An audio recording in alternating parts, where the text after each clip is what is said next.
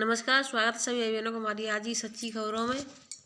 तो देखिए, आज हम आपको कई ऐसी अहम जानकारियां देना चाहेंगे जिसके बारे में आप भी जान करके ये सोचेंगे कि ये सरकार आंगनबाड़ियों के प्रति इतना कड़वा रुख क्यों बरतती जा रही है। तो देखिए, यानी 1 दिवसीय प्रशिक्षण हुआ, ब्लॉक स्तरीय हमारा आंगन हमारे बच्चे। अब इसमें आंगनबाड़ियों के लिए इसमें मैं आपको एक अगर साफ साफ कहीं दिखाई दे रहा तो इसमें दिखाना चाहूँगी। देखिए, इसमें साफ साफ लिखा है 1 से 8 वर्ष तक के बच्चों का आंगनबाड़ी केंद्र में नामांकन एवं नियमित उपस्थिति हेतु आंगनबाड़ी कार्यकर्ती नोडल शिक्षक संकुल शिक्षक हेतु।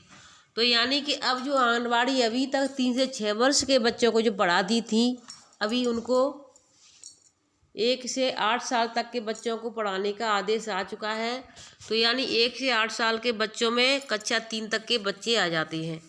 तो कक्षा 3 तक के बच्चों को पढ़ाने का आंगनबाड़ियों का कार्य आ चुका है। देखिए, मानदेय अभी तक कोई नहीं बढ़ा है किसी भी राज्य में, सब राज्यों में बढ़ चुका है, लेकिन यूपी में मानदेय नहीं बढ़ा है। लेकिन कक्षा 3 तक के बच्चों को पढ़ाने का आदेश आ चुका है और ये अधिकारियों ने साफ साफ बोल दिया था। खंड शिक्षा अधिकारियों ने बताया था कि कक्षा 3 तक के आंगनबाड़ी बच्चों को पढ़ाएंगी।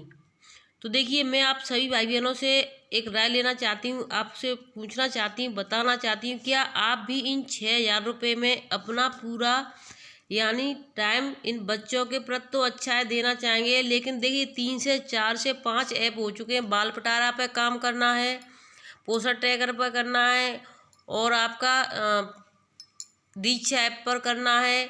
हर ऐप पर काम करना है आंगनबाड़ी बहनों को और कक्षा 3 तक के बच्चों को पढ़ाना भी है, गृह भ्रमण भी करना है और बाकी और भी कुछ होगा तो उसको भी सरकार 2-4 दिन में सोचकर विचार करके बता देंगी। तो देखिए, यहाँ पर 10 आंगनबाड़ी बहनों को प्रशिक्षित किया गया, यानी इनको प्रशस्ति पत्र दिया गया और बाकी टीचरों को भी दिया गया, यहाँ पर बच्चों को भी दिया गया था। तो उनके फ़ोटो इसमें हमने नहीं ले पाए हैं। अब देखिए, नव वर्ष का कैलेंडर 22 मार्च को शुरू हो रहा है, यानी हिंदुओं में ये नव वर्ष चैत्र माह से शुरू हो जाता है, 22 मार्च से शुरू हो रहा है। अब देखिए, आ जाते हैं हम आदेशों की तरफ। तो देखिए, सभी भाई बहनों को आदेश में बताना चाहूँगी कहाँ कहाँ से क्या क्या खबरें निकली हैं, तो लास्ट तक बने रहें। जिन भाई बहनों ने अभी तक कल से शुरुआत नहीं की है तो आज से ही अपना शुरुआत कर दें। पोषण अभियान में किस तरीके से अपना रोज़ाना की एंट्री करनी है, क्या करना है, कौन सी रैली लिखनी है, बतानी है, कैसे फ़ोटो अपलोड करना है 2 MB वाला। तो वो अगर किसी को नहीं आता है, किसी को कोई परेशानी है, तो कल हमने वीडियो अपलोड कर दी है, उसको जा करके सभी भाई बहन देख ले एक बार। जिला कार्यक्रम अधिकारी लखीमपुर खीरी 20 मार्च 2023 का आदेश है। तो देखिए, यह भी बाल पिटारा के लिए ही है। बाल पिटारा के लिए अब बहुत ज़्यादा आंगनबाड़ी बहनों को परेशान किया जा रहा है।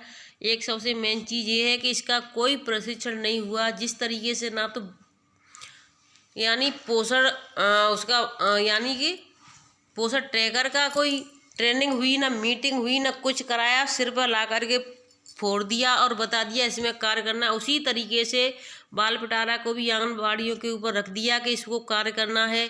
इसकी कोई ट्रेनिंग नहीं कराई जाती है। बहनें एक दूसरे से जानकारी करती हैं, कहीं कोई गलती हो जाती है तो उसके लिए परेशान भी होना पड़ता है, लेकिन अधिकारी इसकी ट्रेनिंग नहीं कराते हैं। शुरुआत पहले ही ऐप बना दिया और आंगनबाड़ियों के लिए बना करके तैयार कर दिया कि इसमें आंगनबाड़ी ही काम करेंगी। अब देखिए, इसमें समस्त बाल विकास परियोजना अधिकारी फूलवेहड़ लखीमपुर एवं बेहजम को छोड़ करके लखीमपुर खीरी के बाकी परियोजना के लिए विषय जनपद में आंगनबाड़ी कार्यकर्तियों द्वारा बाल पिटारा ऐप पर फीडिंग कराने के संबंध में उपरोक्त विषयुक्त अधोहस्ताक्षरी कार्यालय की पत्रांक संख्या दिनांक 30/11/22 पत्र दिनांक 16/12/22 पत्रांक संख्या दिनांक 20/12/22 और दिनांक आपका आ जाता है फिर 27/12/22 दिनांक 5/1/23 दिनांक 28/1/23। तो देखिए, इतनी सारी दिनांकों में यानी डेटों में बताया गया है कि इसको जल्दी से जल्दी इसमें पूरा करें तथा अनेकों गूगल शीट बैठक के माध्यम से बाल पिटारा ऐप पर फीडिंग कराने के निर्देश दिए गए थे, परंतु अधोहस्ताक्षरी द्वारा पोर्टल का अवलोकन करने के उपरांत यह संज्ञान में आया है कि बाल विकास परियोजना अधिकारी बेहजम लखीमपुर ग्रामीण एवं फूलबेड़ के अतिरिक्त अन्य किसी भी बाल विकास परियोजना अधिकारी द्वारा फीडिंग का कार्य पूर्ण नहीं कराया गया है। उक्त से यह परिलक्षित हो रहा है कि आप सभी द्वारा कार्य में रुचि नहीं ली जा रही है, जो अत्यंत खेदजनक है। जनपद में ऐप पर कराई गई फीडिंग का विवरण निम्नलिखित है। तो देखिए किस तरीके से किस किस परियोजना में कितना कार्य हुआ है। फीडिंग की स्थिति देख लें और प्रतिशत भी देखें। प्रोजेक्ट फीडिंग की स्थिति तो यानी 100% कितना हुआ है। तो देखिए बेहजम में 204 बच्चे फीड हुए हैं और इनकी परसेंट 89% इस तरीके से कुछ बन रही है। तो देखिए इस तरीके से अब सबसे कम वाले में दिखा देती हूँ। इसमें सिटी में सबसे कम यानी फीड हुए हैं। देखिए 94 बच्चे कुल फीड हुए हैं। अब इस तरीके से बहुत ज़्यादा कम फीड हो रहे हैं। तो देखिए उन्होंने फिर से आदेश में निकाला है। तो सभी भाई बहन एक समझ में बात नहीं आती है अधिकारियों के। जब अधिकारियों को पता है कि आंगनबाड़ी इतनी ज़्यादा कुछ बहनें हमारी तो बहुत पुरानी परियोजनाओं से हैं, जो कक्षा 8-10वीं तक पढ़ी हैं, उनको जानकारी नहीं है किस ऐप को कैसे डाउनलोड करना है। डाउनलोड भी कर लिया तो किसमें कहीं कहीं पर खुल नहीं रहा है, कहीं सरकारी जो मोबाइल मिले हैं उनमें नहीं खुल रहा है। तो देखिए जिनको परेशानी हो रही है सरकारी मोबाइल में ऐप खोलने में, तो हम उसके लिए बहुत जल्दी वीडियो डाल देंगे, उसको भी आप देख लें। और सरकारी मोबाइल में भी ऐप खुलने लगा है। अतः आप सभी को पुनः निर्देशित किया जाता है कि उपरोक्त फीडिंग का कार्य आज दिनांक 22/3/23 को शाम 4 बजे तक प्रत्येक दशा में पूर्ण कराना सुनिश्चित करें।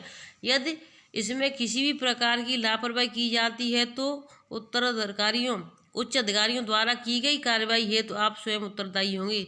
तो देखिए सबसे ज़्यादा मेन चीज़ आंगनबाड़ियों को ही परेशान किया जाता है, चाहे वो पोषण ट्रैकर हो या फिर बाल पिटारा हो, दीक्षा ऐप हो, कई ऐप हैं। तो आंगनबाड़ी बहनें खुद नाम भी इसके भूल जाती हैं कि किस ऐप में हम कब काम करें। अब आंगनबाड़ी केंद्रों के लाभार्थियों के डेटा फीडिंग में गड़बड़ी हो रही है। ये देखिए पोषण ट्रैकर ऐप पर आंगनबाड़ी फीडिंग में हो रही दिक्कत। अब इसमें दिक्कत ये सीतापुर की खबर है। आंगनबाड़ी केंद्रों पर पंजीकृत गर्भवती महिलाओं और बच्चों को अब ऑनलाइन डेटा फीडिंग होने के बाद भी पोषण दिया जा रहा है। इसके लिए पोषण ट्रैकर पर लाभार्थियों की फीडिंग की जा रही है। इस कार्य में कई तरीके की दिक्कतें हो रही हैं। आंगनबाड़ी कार्यकर्तियों के मोबाइल काफ़ी पुराने हैं जो सही ढंग से काम नहीं कर रहे हैं। साथ ही संबंधित सॉफ्टवेयर पर ऑनलाइन फीडिंग करने में आधार की कमियों के कारण डाटा अपडेट नहीं होता है। इससे लाभार्थियों को समय से पोषण मिलने में भी दिक्कत आएगी। जिले में 20 बाल विकास परियोजना है जिनके अधीन 4232 आंगनबाड़ी केंद्र संचालित हैं। यहाँ पंजीकृत बच्चों और गर्भवती धात्री महिलाओं की पोषण ट्रैकर ऐप पर फीडिंग की जा रही है। यह कार्य आंगनबाड़ी वर्करों की ओर से किया जा रहा है। अधिकांश वर्करों को पूर्व में दिए गए मोबाइल खराब हैं, जो मोबाइल सही भी हैं वह हैंग कर रहे हैं। कई वर्करों ने इसकी सूचना भी विभाग को दी है, बावजूद इसके उनके मोबाइल नहीं बदले जा रहे हैं। साथ ही ऐप पर लाभार्थियों की फीडिंग करने के बाद उसे अपडेट होने में समस्या आ रही है। विभागीय सूत्रों का कहना है कि तमाम गर्भवती महिलाओं की ओर से LMP तिथि सही नहीं बताने के कारण उनका नाम तय समय पर हट जाता है। साथ तमाम महिलाओं के आधार मायके के बने हैं, इसमें पिता का नाम होने के कारण अपडेट नहीं हो रहा है। कुछ में उम्र कम है, नाबालिग के कारण ऐप पर अपलोड नहीं हो रहा है। मांग पत्र की संख्या और आधार वेरीफाई के करीब 27,000 महिलाओं का अंतर आ रहा है। तो इस तरीके से देखिए इसमें दिक्कतें आती हैं कि कहीं कहीं पर जो इन्होंने आधार कार्ड अपडेट नहीं करवाए हैं, कहीं दूसरी जगह से यानी मायके के बने हुए हैं, तो उस तरीके से भी परेशानी आती है। और मैं आपको कई जानकारी देना चाहूँगी, लास्ट तक बने रहें सभी भाई बहन, वीडियो को शेयर कर। अब देखिए बिजली गुल होने से बदल गई दुल्हन है, दोबारा लिए फेरे। तो देखिए ये भी एक नई चीज़ है, जैसे लाइट गुल हो जाने से दुल्हनें बदल गई। उज्जैन की खबर है, गांव में हो रही बिजली कटौती के कारण 2 भाइयों की शादी में उनकी दुल्हनें बदल गईं। अंधेरा और दुल्हनों की एक जैसी ड्रेस होने से परिजन ठीक से नहीं देख पाए और उनकी अदला बदली हो गई। इसका पता तब चला जब बारात वापस लौटी।